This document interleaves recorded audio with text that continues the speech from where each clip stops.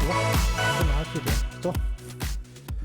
我从小就喜欢这个东西，我从10几岁就开始养这个东西。我在上学的时候还养了，那时候父母不让养，不好好上学。